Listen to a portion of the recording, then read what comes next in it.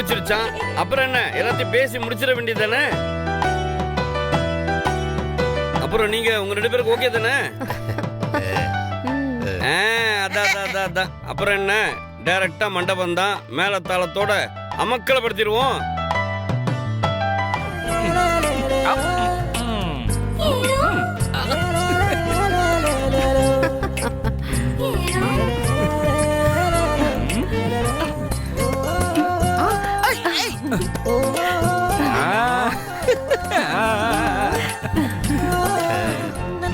என்னது கீழே? என்ன? அப்பா, எல்லாம் நல்லபடியா நடந்தது. எப்படி? வேற லெவல் மாப்ள.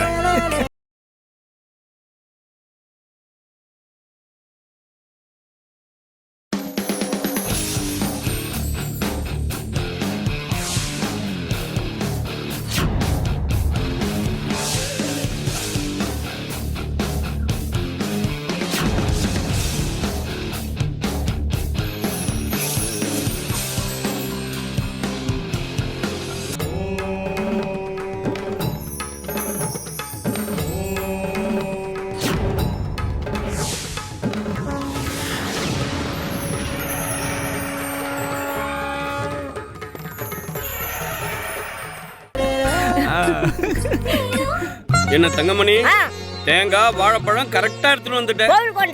தேங்காய் பழம் சாப்பிட்டு முக்குமில்ல. ஆமா, அதுல எவ்வளவு தத்துவங்கள் அடங்கி இருக்கு. அதெல்லாம் இந்த காலத்துல யாரு? தங்கமணி, உங்களை தான் தேடிட்டு இருக்கோம். அதாவது இந்த கல்யாணம் நல்லபடியா நடந்த உடனே ஒரு ஸ்பெஷல் வேண்டுதல் முருகர்கிட்ட வச்சிருந்தோம். அதான் எக்ஸ்ட்ராவா ஒரு 2 சுத்திட்டு வந்தோம். ஆமா, மாப்பிள்ளை பொண்ணு எங்க? அண்ணே, இப்பதான் பாலும் பழமும் சாப்பிட மண்டபத்துக்கு கூட்டு போயிருக்காங்க. மண்டபத்துக்கு போயிட்டாங்க. சரி, சந்தோஷம். அப்புறம் நீங்க ஆசைப்பட்ட மாதிரி கல்யாணம் நல்லபடியா நடந்துருச்சு. அதே மாதிரி நீங்க மனசுக்குள்ள வச்சிருந்த வேண்டுதலையும் முருகர் முன்னாடி நிக்க வச்சு சிறப்பா பண்ணிட்டீங்க. எல்லாம் சந்தோஷம் தானே? என்னப்பா சந்தோஷமான சாதாரணமா கேட்டேன். ஒரு சிலருக்கு சந்தோஷம் வரும் போகும். ஆனா எனக்கு வாழ்க்கையே சந்தோஷமாக்குற மாதிரி ஒரு நல்ல மாப்பிள்ளைய பார்த்து கொடுத்ததுக்கு உங்களுக்கு எப்படி நன்றி சொல்றதுன்னு தெரியல. இந்த பாருங்க, கோவிலுக்கு வந்து என்ன இது நன்றி எல்லாம் சொல்லிக்கிட்டு, எப்பவுமே கோவிலுக்கு வந்தா கடவுளுக்கு மட்டும்தான் நன்றி சொல்லணும், மனிதர்கள்லாம் சொல்லக்கூடாது. புரியுதா? அப்படியே நீங்க நன்றி சொல்லணும்னு ஆசைப்பட்டீங்கன்னா நம்ம தங்கமணி தான் நீங்க பாராட்டணும். ஏன்னா அவர் தான் அப்படி ஒரு நல்ல மாப்பிள்ளை அமைச்சு கொடுத்தாரு. இத நான் ஏன் சொல்றேன்னா, எப்பவுமே மத்தவங்களோட பேரு, புகழ், பணம் இதெல்லாம் நம்ம வச்சுக்க கூடாது. அவங்கவுங்க கிட்ட கொடுத்துடணும். இல்லைன்னு வச்சுக்கோங்களேன், இந்த பேரு புகழ் நான் வாங்க வேண்டியது அப்படின்னு ஒரு நிமிஷம் வருத்தப்பட்டா கூட அது பெரிய பாவமா மாறிடும். இன்னைக்கு வரைக்கும் நான் அதை பண்றது இல்ல. அது தங்கமணிக்கே நல்லா தெரியும். சரி, அப்புறம் அடுத்த விஷயம் என்ன? பாலும் பழமும் முடிஞ்ச கையோட சாப்பாடு ரெடி ஆயிரும். நம்ம எல்லாரும் சாப்பிட போலாமா? பாலும் பழமும் எப்படியும் 1 hour ஆயிடும். சாப்பாடு ரெடியாக இன்னொரு 1 hour ஆயிடும். ஏன்னா உள்ள அவங்கள கலாட்டா எல்லாம் பண்ணி பாலும் பழம் எல்லாம் கொடுத்து சிரிச்சு விளையாடி அதுக்கு நடுவுல கோவிலுக்கு வந்தாச்சு. தேங்காய் பழம் சாப்பிட்டு இத பாருங்க, தங்கமணி கையில தேங்காய் வாழைப்பழம், அதை சாப்பிடாம போறதா? அது எவ்வளவு சிறப்பான விஷயம். தேங்காய் பழம் சாப்பிட்டு அதுக்கப்புறமா கிளம்புவோம். வாங்க உட்காருங்க. வா தங்கமணி,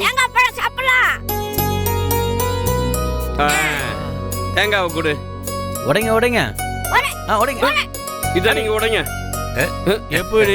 இது நான் இந்த அரை மூடிய உடைக்கிறதுக்குள்ள நீ இத சில்ல உடைச்சு தள்ளிட்ட. நல்ல திறமை தான் வச்சிருக்கோம். இந்தாங்க ஐயா. இந்த தங்கமணி. ஐயோ, எனக்கு வேணானே. ஐயோ, இதெல்லாம் எனக்கு செட்டே ஆகாதுனே. தேங்காய் கொலஸ்ட்ரால் ஆச்சே. என்ன சொன்னீங்க? தேங்காய் கொலஸ்ட்ரால். அத தமிழ்ல சொல்லுங்க. கொழுப்பு. இந்த மாதிரி பேசுறீங்க பாருங்க, அதான் பெரிய கொழுப்பு. முதல்ல தேங்காவை பத்தி புரியாம பேசக்கூடாது. தேங்காயில எவ்வளவு மருத்துவ குணம் இருக்கு தெரியுமா? தேங்காய் இருக்க அதோட உன்னதமான தன்மை அதை பத்தி சொல்லணும்னா, தென்னை மரம் எப்படி இருக்கும்? உயரமா இருக்கும்ல. அதே மாதிரி எந்த அளவுக்கு உயரமா இருக்கோ அந்த அளவுக்கு அதுவும் பொக்கிஷமான ஒரு விஷயம். உயர்ந்த மனிதர்கள் சொல்றாங்கல்ல, அதே மாதிரி இந்த உயர்ந்த இடத்துல இருக்க இந்த தேங்காவுக்கு அவ்வளவு பொக்கிஷமான விஷயங்கள் இருக்கு. இப்போ கடவுளுக்கு படைக்கிறமே தேங்காய் பழம், எவ்வளோ பழங்கள் இருக்கு, எவ்வளோ காய்கறிகள் இருக்கு, அதெல்லாம் படைச்சிருக்கலாமே. ஏன் கரெக்டா தேங்காய் வாழைப்பழம் யோசிச்சாங்க? ஆதி காலத்துல மனிதர்கள் ஒரு பகுதி உணவா பயன்படுத்தினது தேங்காய் தான். தினமும் ஒரு அரை மூடி தேங்காய் சாப்பிட்டீங்கன்னா அவ்வளவும் உடம்புக்கு நல்லது. இந்த வட மாநிலம் பக்கம் எல்லாம் போனீங்கன்னா தெருவுல இந்த சுண்டல் விக்கிற மாதிரி தேங்காய் பத்தையை விற்பாங்க. தேங்காய் விளையாத ஊர்ல அதோட தன்மை அவங்களுக்கு புரியுது. ஆனா தேங்காய் விளையிற நம்ம ஊர்ல அதோட தன்மை நம்மளுக்கு புரியல. தாய்ப்பாலுக்கு இணையா இந்த தேங்காய் பாலை சொல்றாங்க. கொஞ்சம் யோசிச்சு பாருங்க, அதுக்கு என்ன அர்த்தம்? அப்போ அதுல அவ்வளவு மருத்துவ குணம் இருக்குன்னு அர்த்தம். இந்த தேங்காய் பால் பாத்தீங்கன்னா வயிற்றுல இந்த புண்ணு இருக்குன்னு வச்சுக்கோங்களேன், அதை குணப்படுத்தக்கூடிய சக்தி அந்த தேங்காய் பாலுக்கு இருக்கு. அந்த அளவுக்கு மருத்துவ குணம் கொண்டது அது. அதனாலதான் நம்ம முன்னோர்கள்லாம் கோவில்கள்ல தேங்காய் பழத்தை படைச்சு சாப்பிட்டாங்க. இத சாமியா சாப்பிட போறாங்க? உடைச்சு நம்ம தானே இப்படி உட்காந்து சாப்பிட்டுக்கிட்டு இருக்கோம். நமக்காக தான் தேங்காய், நமக்காக தான் வாழைப்பழம். அதெல்லாம் புரியாதவங்க சொல்றத கேட்டு தப்பு தப்பா புரிஞ்சுக்கிட்டு மத்தவங்களுக்கு புரிய வைக்கிறதையும் தப்பா சொல்லிடக்கூடாது, சரியா? அதனால சொல்லுங்க, இப்ப நீங்க சாப்பிடுவீங்களே? குடுங்கண்ணே, சாப்பிடுறேன். சாப்பிடுங்க. இப்பதானே தெரிஞ்சுக்கிட்டேன் இதோட மகத்துவத்தை. இவ்வளவு சீக்கிரம் புரிஞ்சுக்கிட்டீங்களே, சந்தோஷம் தானே எல்லாருக்கும்? சந்தோஷம். சரி, வாழைப்பழம் சாப்பிடுவீங்கல்ல? அண்ணே, அது சுகர் ஆச்சானே. வாழைப்பழமும் சுகரா? யாரையா உங்களுக்கு இப்படி தப்பு தப்பா சொல்லி கொடுக்கறது? அப்படிதானே எல்லாரும் சொல்றாங்க.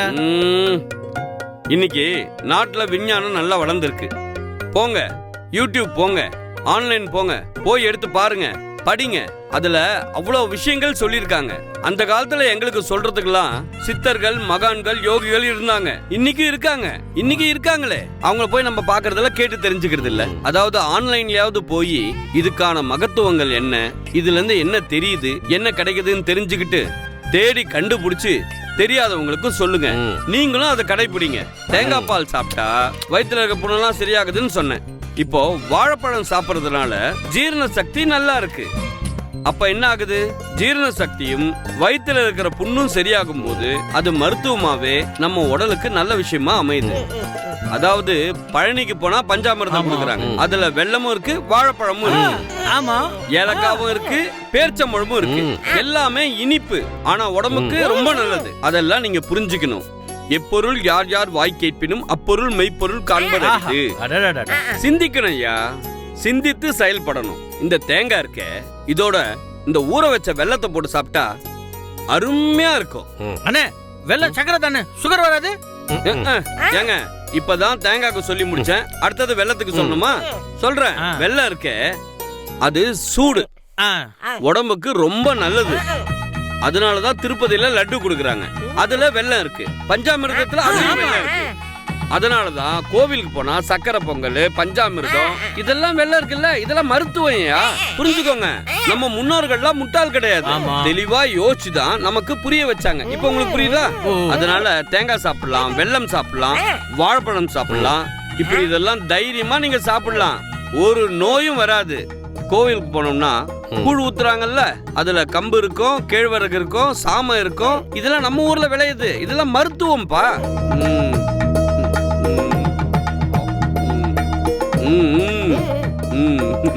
அருமையா இருக்குல்ல தேங்காய்? தேங்காவும் அருமையா இருக்கு.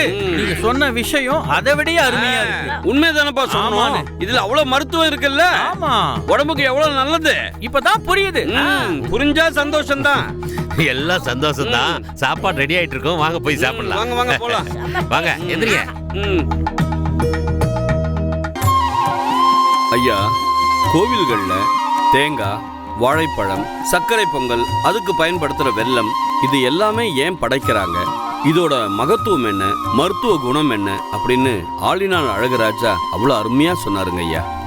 ஆலினான் அழகுராஜா நான் சொற்பொழிவு பண்ணும்போது என் பக்கத்துல உட்கார்ந்திருந்து அதையெல்லாம் கவனிச்சு கேட்டு மக்களுக்கு புரிய வைக்கிறார்.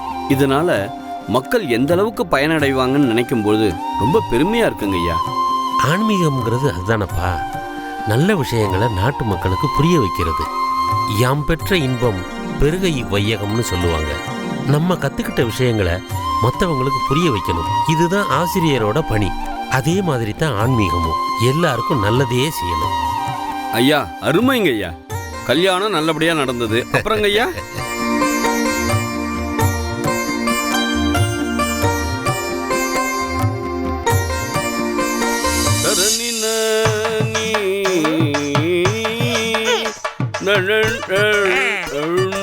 நான் கேக்குறேன்னு தப்பா நினைச்சுக்காதீங்க.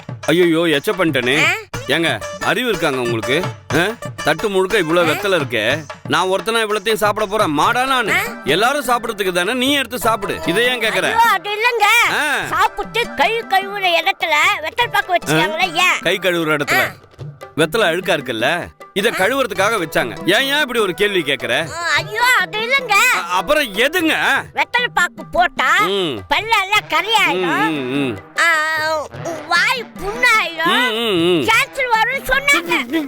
ஏய், ஏய், ஏய், அப்ப ஏய். எதுக்கு வெத்தலை பாக்கு போறீங்க? ஏய், யாரையா இப்படி சொன்னது உனக்கு? இரியா, இப்போ இதுக்கு உனக்கு பதில் சொல்லணும்னா ஒரு 2 பேரை என் பக்கம் கூப்பிட்டாதான் செட் ஆகும்னு நினைக்கிறேன். ஒரு நிமிஷம் இரு. லட்சுமி, ஏம்மா, ஏய் இங்க வா. இதோ வரேன் ஆலினால். பொண்ணோட அப்பா சுந்தரம், இங்க வாங்க. உட்கார் மணி, அப்படியே உட்காருமா. என்ன அழகு? வாங்க, வாங்க. என்ன இங்க பிரச்சனை? ஒரு பஞ்சாயத்து ஒண்ணு போகுது. பஞ்சாயத்தா? நம்ம தங்கமணி இந்த வெத்தலை பாக்கு இருக்குல்ல, இந்த வெத்தலை ஆமா. பாக்கு, இத ஏன் எடுத்துட்டு வந்து இங்க வச்சீங்க? இத சாப்பிட்டா பல்லெல்லாம் கரையாகும், ஓ, வாயில புண்ணாகும், கேன்சர் வரும் அப்படின்னு சொல்றாப்ல. இதுக்கு பதில் நீங்களே சொல்லுங்க. நீங்க தானே எடுத்துட்டு வந்து வச்சீங்க. ஆமா. சொல்லுங்க. நான் சொல்றதை விட நீங்க சொன்னா கரெக்டா இருக்கும். ஆ? ம். ஐயா அப்படி சொல்லிட்டாரு. அடுத்தது கேள்விகளை நீ கேட்கிறாயா அல்லது நான் கேட்கட்டுமா அப்படின்ற ஸ்டைல்ல கேக்குறேன். இப்ப நீங்க சொல்றீங்களா இல்ல நான் சொல்லவா? நானே சொல்றேன் ஆலினால். ஆ. எங்க பாட்டி ஆ. பாட்டிக்கு பாட்டி ஆ. வெத்தலை பாக்க கொழிக்கல்ல வச்சு இடிச்சு போட்டதை நானே பாத்திருக்கேன். அதாவது பாட்டிய பத்தி சொன்னா நம்புற மாதிரி இருக்கு. பாட்டிக்கு பாட்டிய எப்படி பாத்தீங்க?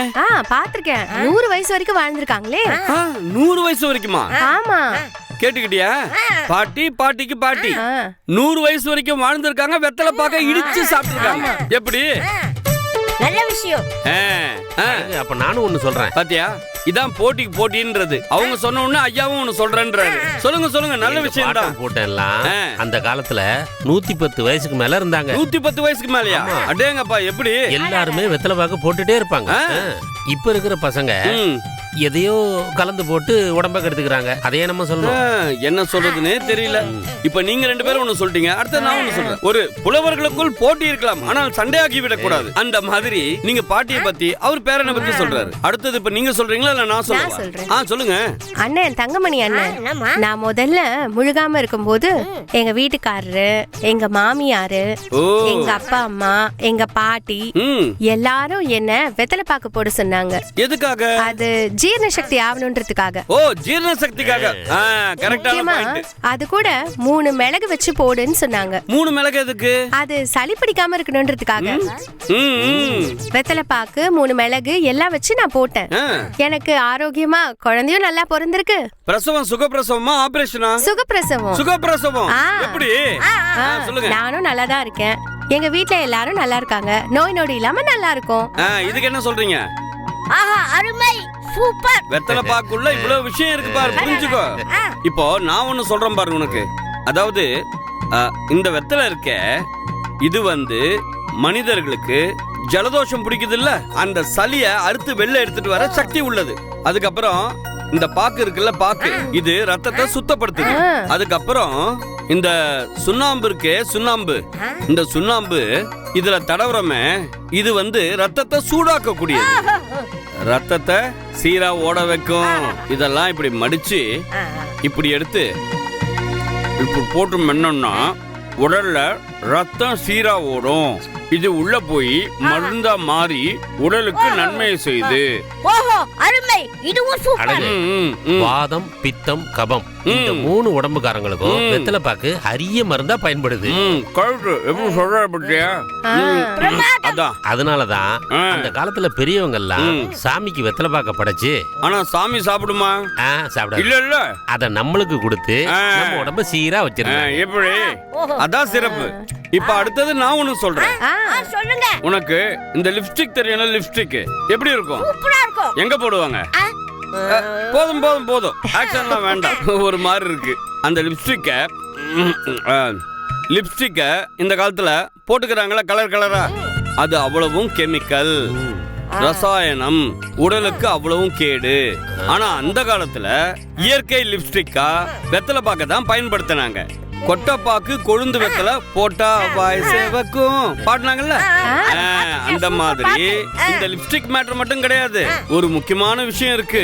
இந்த மாரடைப்பு, பக்கவாதம் இதெல்லாம் ஏன் வருதுன்னா, நம்ம உடம்புல ரத்தம் சில இடங்கள்ல உறைஞ்சிறதுனால. ஆகவே இந்த வெத்தலை பாக்கு பயன்படுத்துறதுனால ரத்தம் ஓட்டம் சீராகிறதுனால இந்த மாதிரி நோய்கள்லாம் வராதுன்னு அந்த காலத்திலே சித்தர்களும் மகான்களும் சொல்லியிருக்காங்க. லட்சுமியும் சொல்லிட்டாங்க, பொண்ணோட அப்பா சுந்தரமும் சொல்லிட்டாரு, நானும் சொல்லிட்டேன். இதெல்லாம் சித்தர்கள் சொன்னதுன்னு. இதுக்கப்புறம் உனக்கு எந்த சந்தேகமும் இல்லையே? சந்தேகம் இல்ல, அருமை. அப்போ தினமும் வெத்தலை பாக்கு 5 வாட்டு போடுவேன். 5 வாட்டி? அருமை அருமை, சிறப்பு சிறப்பு. அப்ப பஞ்சாயத்து நல்லபடியா முடிஞ்சிச்சு. ஆமா. எங்களுக்கு நிறைய வேலை இருக்கு. மன்னிச்சிருங்க, இந்த நேரத்துல நிறுத்திருக்க கூடாது. ஆனா எல்லாருக்கும் தெரிய வேண்டிய கருத்து உங்களுக்கும் முக்கியமா புரியணும். ஏன்னா வெத்தலை பாக்கு வைக்கிறவங்களுக்கு தெரியணும்னு தான் நான் சொன்னேன். இதை புரியுதா? ரொம்ப சந்தோஷம்.